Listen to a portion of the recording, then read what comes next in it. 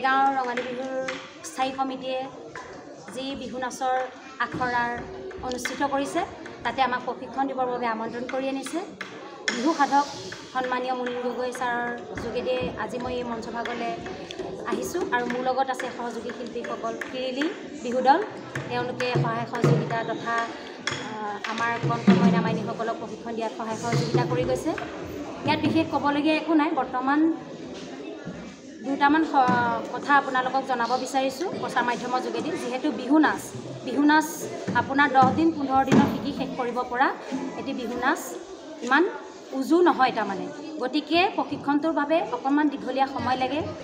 তথাপিও আমি যি 10 দিনীয়া কাৰ্যসূচী 11 দিনীয়া কাৰ্যসূচী ইয়াত ৰাখিছে, 11 দিনীয়া কাৰ্যসূচীৰে আমি এই কণ মইনা মাইনীসকলক যিমানখিনি পাৰোঁ আমি শুদ্ধভাৱে বিহু নাচ আৰু গগনা ঢোল বাদন সেই সকলোখিনি আমি শুদ্ধভাৱে তেওঁলোকক দিবলৈ চেষ্টা কৰিম আৰু আশা কৰোঁ কণ মইনা মাইনীসকলেও খুব ধুনীয়াকৈ আমাৰ এই প্ৰশিক্ষণটো লৈ আগবাঢ়ি যাব। আৰু আমি আশা কৰোঁ আমাৰ যিহেতু অসমীয়া বাপতি সাহোন ৰঙালী বিহু বুলি ক'লে সকলোৰে গাত ৰং ৰসে ভৰি পৰে, গতিকে আমাৰ উদ্দেশ্য এটাই হৈছে এই মঞ্চৰ পৰাই কণ শিল্পীসকল এগৰাকী ভাল বিহুৱতী হওক, ভাল শিল্পী হওক, তাৰ কামনাৰে আমাৰ এই অনুষ্ঠানটো আমি বিভিন্ন গাঁৱে ভূঞে আমি প্ৰশিক্ষণ দি আহিছোঁ। বহু বছৰ ধৰি বিহুৰ লগত জড়িত আমি জানো, বহুত বছৰৰ পৰা কেনেকুৱা লাগিছে এবাৰ এনেকুৱা এটা গধুৰ দায়িত্ব দিলে?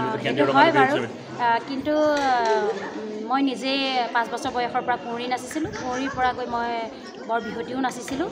বৰ্তমান নাচি থকা সময়টোততো এটা বেলেগ মনৰ ধাৰণা আছিল। প্ৰশিক্ষণ কি তেতিয়া বুজি পোৱা নাছিলোঁ ভালকৈ। আৰু প্ৰশিক্ষণ হৈছে এটা গুৰু দায়িত্ব। এই গুৰু দায়িত্বভাগ বহুত ডাঙৰ। গুৰু দায়িত্বভাগ ল'বলৈ আহোঁতে বহুখিনি নিজেও জানিব লাগিব, তেতিয়াহে আমি কণ মইনা মাইনীসকলক শুদ্ধৰূপে আমি প্ৰশিক্ষণটো দিব পাৰোঁ। বৰ্তমান শিক্ষা ক্ষেত্ৰত শিকি কেতিয়াও শেষ নহয়। বৰ্তমান আমিও শিকি আছোঁ, শিকি থকাৰ মাজেৰে আমি কণ মইনা মাইনীসকলক আমি প্ৰশিক্ষণ দি আছোঁ। আৰু বিহু বুলি ক'লে আপোনাৰ বিহু নাচ, আচলতে বিহু নৃত্য নহয়, বিহু নাচ। বিহু নাচ হৈছে বাদ্য লোক নাচ, গতিকে আমাৰ বিহু নাচত কোনো মুদ্ৰা নাথাকে, ভংগীমা। এই ভংগীমাখিনি আমি শুদ্ধৰূপে দিবলৈ চেষ্টা কৰিছোঁ আৰু আশা কৰোঁ কণ মইনা মাইনীসকলেও খুব সুন্দৰকৈ আমাৰ ভংগীমাখিনি তেওঁলোকে ল'ব। আৰু যিদিনাখনি আমাৰ সামৰণি অনুষ্ঠান হ'ব সেইদিনাখনি আমাৰ কণ মইনা মাইনীসকলৰ দ্বাৰা আমি কি শিকালোঁ বা তেওঁলোকে কি শিকিলে 10 দিনত সেই সকলোখিনি আমি সেইদিনাখনি শুদ্ধৰূপে দেখাবলৈ চেষ্টা কৰিম।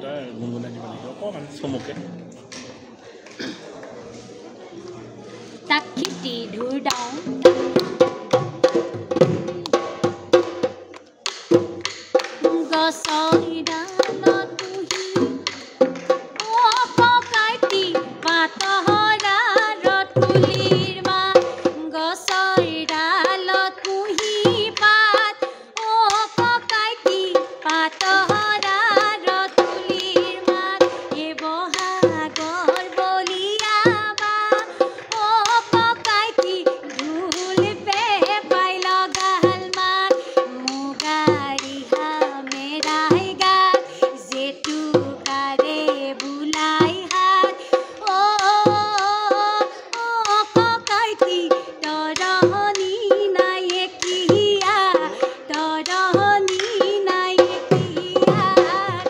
হয়। আমি দেৰগাঁও কেন্দ্ৰীয় ৰঙালী বিহু উৎসৱ স্থায়ী সমিতিয়ে প্ৰথমবাৰৰ বাবে দেৰগাঁৱত 11 দিনীয়া বিহু কৰ্মশালা অনুষ্ঠিত কৰিছোঁ।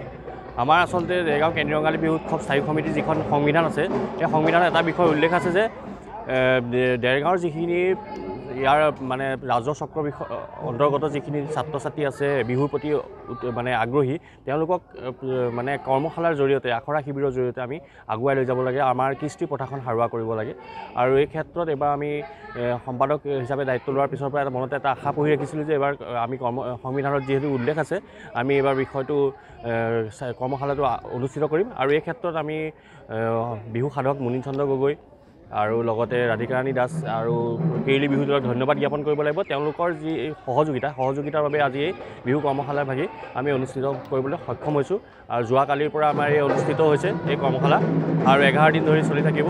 আশা কৰোঁ দেৰগাঁৱৰ যিসকল দাঁতি কাষৰীয়া ল'ৰা ছোৱালী মানে ছাত্ৰ ছাত্ৰী আছে, সৰু কণ শিশুসকল আছে, তেওঁলোকৰ যি আগ্ৰহ, এই আগ্ৰহৰ এক আমাক সুস্থিৰ বাৰ্তা দিবলৈ সক্ষম হ'ব।